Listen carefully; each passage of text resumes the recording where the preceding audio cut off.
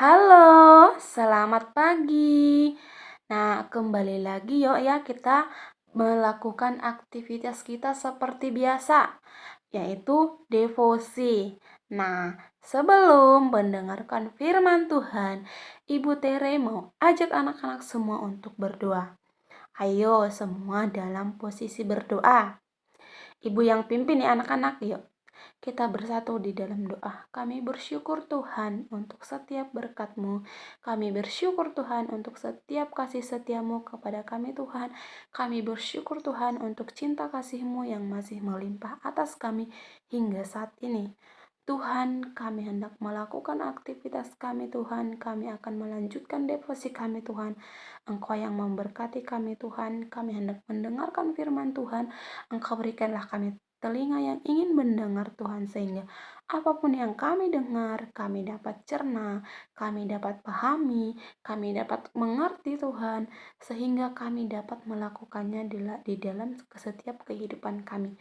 Tuhan, kami serahkan devosi kami ini hanya ke dalam tangan pengasihan-Mu. Kami berdoa Tuhan melalui putra-Mu Yesus Kristus, Juru Selamat kami yang hidup. Amin.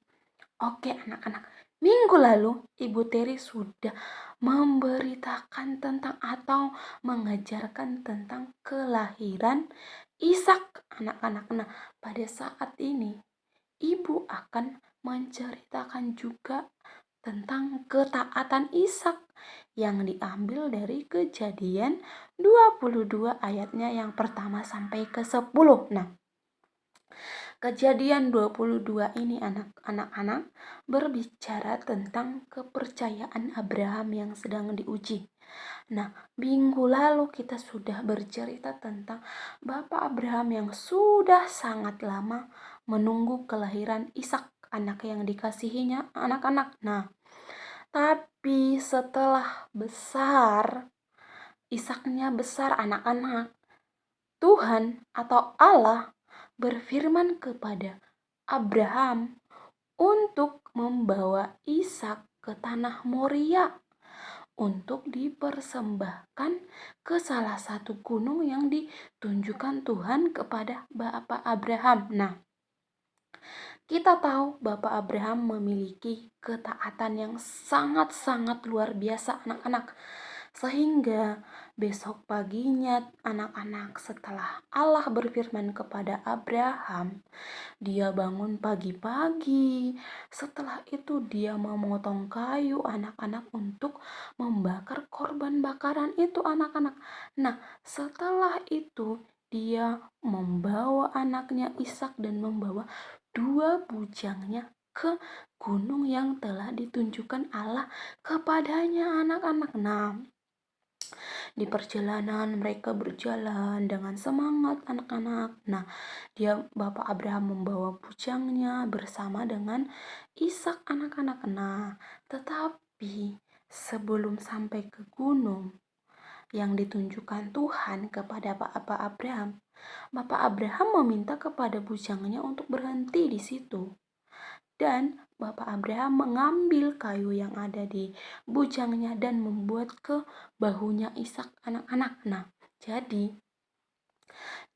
Bapak Abraham hanya membawa pisau dan membawa api anak-anak, dan yang membawa kayu korban bakaran itu untuk korban bakaran itu Ishak ya anak-anak. Nah, setelah itu mereka berjalan dengan semangat ya anak-anak ya. Nah, tapi setelah mereka sampai di atas gunung anak-anak, Bapak Abraham menyusun atau membangun suatu mesbah anak-anak, yaitu dia menyusun batu-batu dan menyusun kayu bakar yang dibawa tadi, yang dibawa sama Ishak nih anak-anak. Nah, tapi Ishak ini kebingungan anak-anak.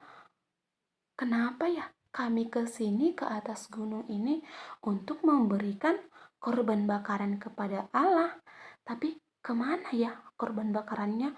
Kok tidak ada di sekitar sini nih? Nah, sehingga anak-anak Ishak bertanya kepada Bapak Abraham. Dia berkata, "Bapak, di sini sudah ada kayu, sudah ada api.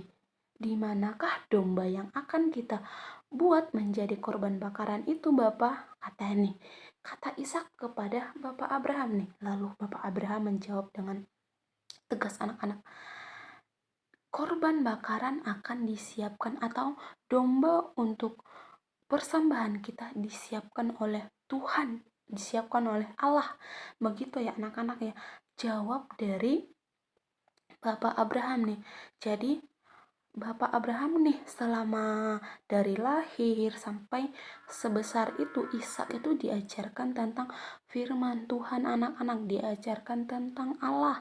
Nah, di situ Abraham memiliki pengajaran yang sangat kuat kepada Ishak tentang Tuhan ya anak-anak ya. Nah, jadi Ishak itu hanya taat dengan apa yang dibilang sama papanya atau dibilang sama ayahnya ya anak-anak ya, yaitu Bapak Abraham. Nah, setelah Bapak Abraham selesai menyusun mesbah itu, anak-anak, dia mengangkat Ishak nih ke atas mesbah itu, dan dia menarik pisau yang tadi dia bawa anak-anak, dan dia menyembelih si Ishak tadi anak-anak. Nah, di sini anak-anak, ketaatan Ishak yang luar biasa. Dia sudah tahu dia yang dikorbankan untuk Tuhan. Dia tidak melawan anak-anak. Dia tidak melawan, dia tidak memberontak, atau dia tidak marah nih kepada papanya. Kenapa dia dikorbankan kepada Tuhan? Padahal banyak banget domba-dombanya, begitu ya anak-anak ya. Tapi karena dia memiliki ketaatan yang sangat tinggi anak-anak, jadi dia tidak kabur, dia tidak pergi dari situ, dia tidak lari dari situ, dan dia tidak marah anak-anak kepada bapaknya. Nah, dari sini anak-anak, dari Kejadian 22 ayat 1 sampai ke 10, anak-anak kita diajarkan bagaimana untuk menjadi manusia atau menjadi hamba yang taat akan perintah Tuhan.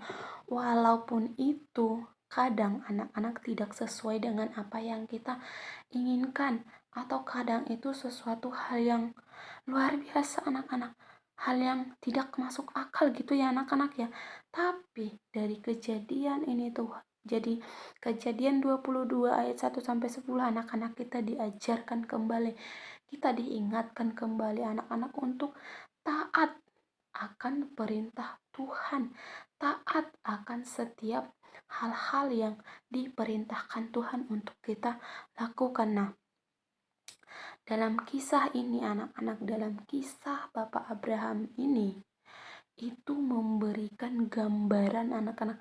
Gambaran apa Ibu Tere? Gambaran tentang penebusan Yesus Kristus yang sudah direncanakan Allah itu sejak awal anak-anak. Nah, kita tahu bahwa Tuhan Yesus mati di kayu salib untuk menebus kita, orang-orang yang berdosa. Nah, jadi Ishak dalam kejadian ini menggambarkan bahwa Allah nantinya akan memberikan anaknya yang tunggal, anaknya yang dikasihinya, yaitu Yesus Kristus, mati di kayu salib untuk menebus keselamatan manusia.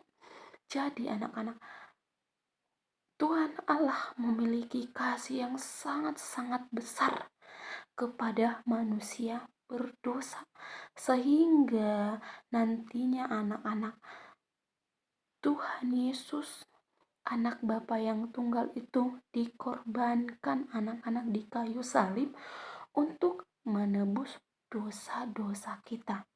Jadi kita sekarang yang jadi manusia atau orang-orang yang sudah ditebus, anak-anak, seharusnya mengucap syukur yang sangat-sangat luar biasa kepada Tuhan, di mana kasihnya anak-anak yang begitu luar biasa yang bisa kita rasakan sampai saat ini. Begitu ya anak-anaknya. Firman Tuhan anak-anak hanya sampai di sini. Firman Tuhan saat ini mengingatkan kita untuk menjadi pribadi yang taat, untuk menjadi hamba yang taat akan perintah Tuhan ya anak-anak ya. Oke, nah firman Tuhan pada pagi hari ini sampai di sini. Ibu berharap firman Tuhan yang sangat singkat ini dapat memberkati anak-anak semua di rumah dan dapat melakukannya di dalam setiap kehidupan anak-anak ya. Nah, pertanyaan untuk devosi kali ini adalah firman Tuhan yang sudah Ibu sampaikan itu menggambarkan tentang apa anak-anak? Nah, itu ditulis di buku tulis ya anak-anak dan kemudian dikasih ke atau diberikan kepada wali kelas masing-masing. Oke? Nah, untuk menutup devosi kita kali ini, Ibu mau ajak anak-anak untuk berdoa. Terima kasih Tuhan untuk firman-Mu. Terima kasih Tuhan untuk hal-hal yang masih dapat kami rasakan. Tuhan, kami datang kepadamu. Ajarlah kami Tuhan untuk menjadi pribadi yang taat. Ajarlah kami Tuhan untuk menjadi yang taat akan setiap perintah-Mu Tuhan. Mungkin itu sangat berat bagi kami Tuhan, tapi biarlah berkat-Mu Tuhan tetap berjalan atas kami. Biarlah Tuhan kasih setia-Mu yang terus melimpah atas kami. Tuhan, kami serahkan setiap apapun yang akan kami lakukan selanjutnya Tuhan, hanya ke dalam tangan pengasihan-Mu. Kami berdoa Tuhan melalui Putra-Mu yang kudus, yaitu Yesus Kristus. Amin. Oke, selamat melakukan aktivitas kembali semuanya anak-anak. God bless you. Bye-bye.